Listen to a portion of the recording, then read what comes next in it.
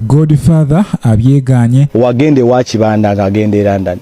noyogera ebigambo bino ebyama bizuuse Mick seems to funny naye yabirimu ebya Keizi nabyo mbiina butereevu n'amala mangi gonna mwegali gena maso wekumire ku KIKA media ensibuko ya mawulire kotanaba kubanga subscribinga gena maso subscribinge likinga commentinga tusobole okubanga ati tutambula fenna butereevu ntandise n'omukulu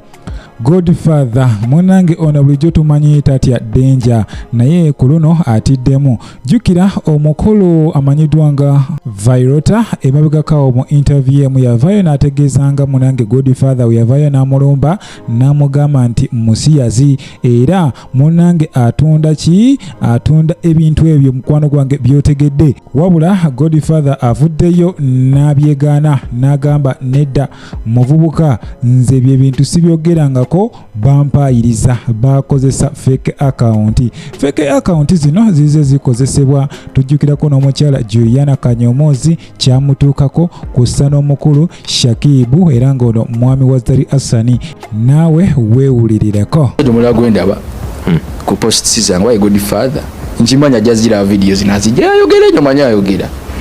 ajja ku posts zange nangamba gwe ka viral bakulye bina what's that musajja mukulu muwa respect naye ndoza tamanyi tandabangako wabula ndoza yali yagala muyisewo kamuyisewo ate pinizo matu kati pinizo matu nze nakyagala bwagazi kati omanya abantu abasinga bagoberera nnyo ekintu ekiri ku muntu nagamba oyo musiyasi Violeta obaye gwe Violeta obaye gwani simanyi sikulabangako gwe gusoose okulaba wano naye tojja kusobola kuyimba bona abalole mwegendereza nnyo omuntu bwakomentinga nga ku posti yo oba ku page yo kirikinga mu account eyo oba page eyo ogikebere profile yayo olabe page ezo ezavumanga abantu zaggulwawo mu mannya gange naye nga tezaali zange era zavumanga abantu bangi nnyo bankubiranga amasimu wano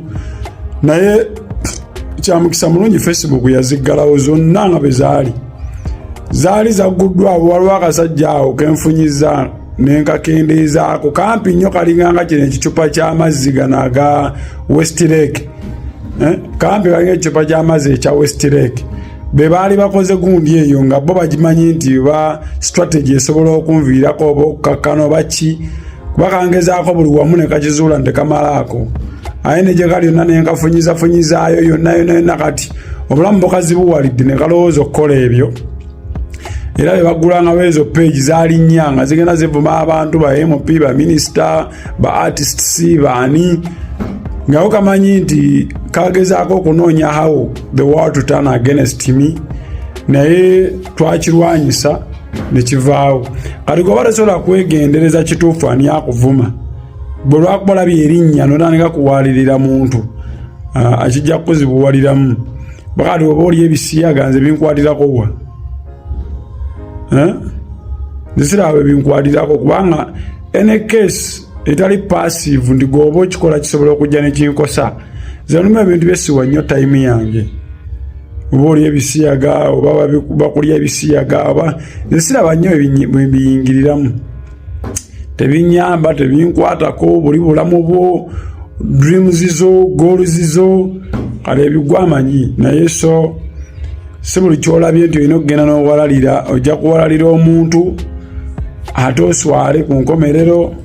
butereevu ensonga uwezityo uweziri ku saidi eyo tetumanyi oba buli asiba enviri aba musiyazi tetumanyi oba buli awumula amatu aba musiyazi tetumanyi oba buli asiba balansi aba musiyazi because ebintu ebyo tubikopa mu bazungu naye bazungu babikola n'ensonga buli muzungu akola ekintu munnange kaba kabonero akalaga omuntu kikyali era tulanye okulaba abazungu abayimbi balina sayini ze bakola ku stage zaabwe naye nga wonoonyereza ennyo lwaki bazikola kiraga nti bali mu Illuminati eyo nga nkugyeyo okusinziira ku sources ez'enjawulo ziraga nti omukulu amanyiddwa nga Make Seems Too Funny munange ensonga za alien skin yaziremu nnyo era ng'ono yandibanga naye omu kwabo abaali mu lukwe lw'okulabisa omukulu alien skin era ng'abantu bangi bajja beebuuza lwaki ono yagenze ne Make Seems Too Funny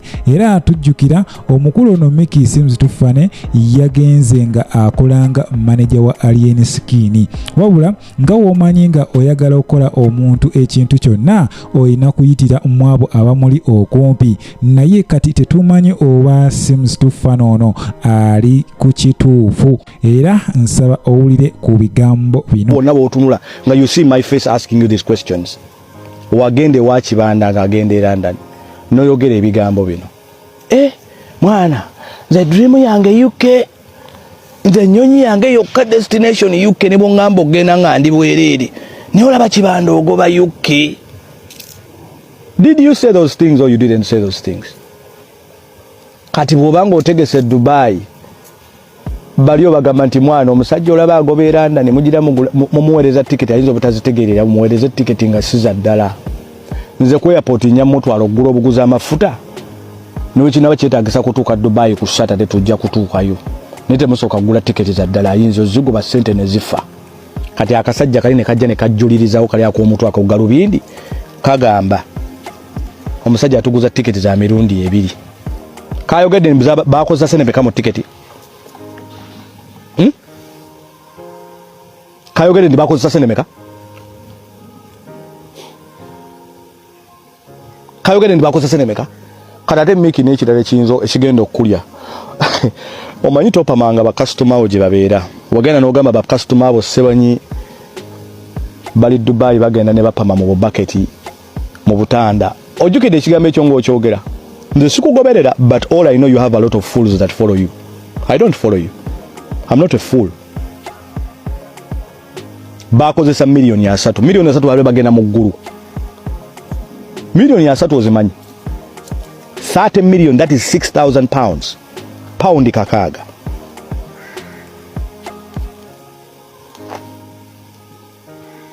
paundi kakaaga